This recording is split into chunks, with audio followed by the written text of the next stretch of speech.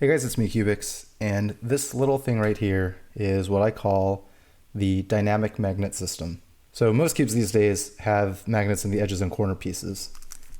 And the idea, of course, is when these two pieces get close to one another, they sort of snap together. And if the two pieces are already next to each other, then it actually just keeps the entire cube more stable. GAN cubes in particular have done a really good job at this by making the actual mechanism of the cube fairly flexible. So without magnets, such as with the GAN RS, the cube is actually pretty floppy. But with the addition of magnets, these cubes can become a lot more stable while still having really soft corner cutting.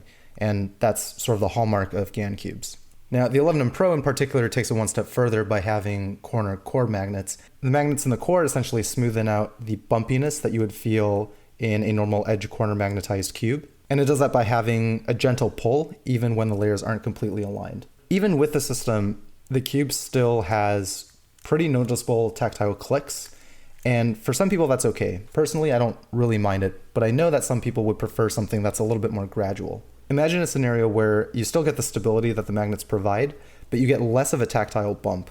In keyboard language, I guess what I'm trying to propose is, imagine a situation where cubes felt like they had MX red switches instead of what we currently have, which is some combination of MX blue and MX browns. Well, I think I may have figured out how to do that. I don't want to get into too many technical details because I think that's beyond the scope of this video, but if we think about magnets and how they actually work, it's pretty obvious why you feel such a noticeable click when the layers align in most cubes. The force between two magnets is inversely proportional to the distance between them, or actually it's the inverse square law. What that means is that if the distance between the two magnets is very small, you're going to feel a really strong pull. But as soon as that distance increases even a little bit, that force drops off way more than the distance between them.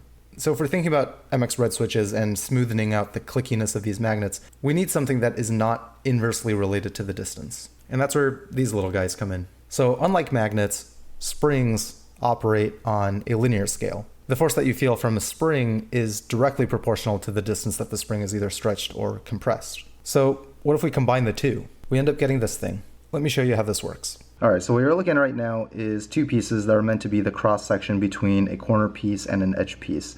So typically if we think about how edge corner magnetized cubes look, it's essentially this. So on one side of the edge piece you have one magnet, and then on one side of the corner piece you have another magnet. Here I just have a stick of magnets so that things are stronger. In general, this is essentially what it looks like. And you can ignore this panel for now.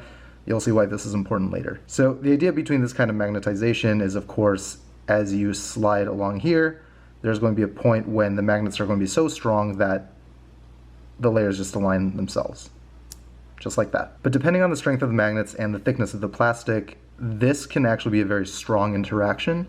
And as you pull away from it, all of a sudden you feel nothing.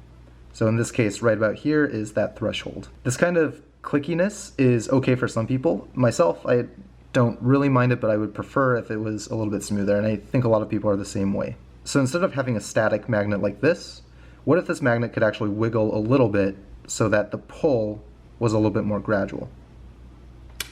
Enter the dynamic magnet. This is a super simple mechanism where all it is a spring that's glued to some panel that's inside the edge piece, or I guess this could be the corner piece if you wanted it to be.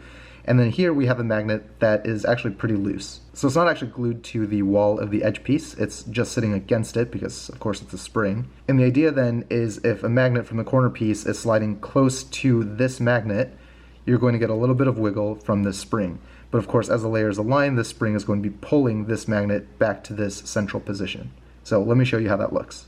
So here you can see that this is the neutral position. So if the layers are aligned, obviously everything is going to be in a straight line as such. But notice when I start moving this corner piece, this magnet starts wiggling as well. In this prototype, I'm using a really stiff spring, so it's not as strong of an effect as what you would get if you use a very soft spring, which unfortunately I don't have. But you can imagine that adjusting the spring is actually something that you can now do in a cube. So by implementing this dynamic magnet, you can actually have a magnetic elasticity, I guess, or something, which could be really interesting. So imagine this spring was really soft. What would happen then is you would actually feel this pull way before, something like this.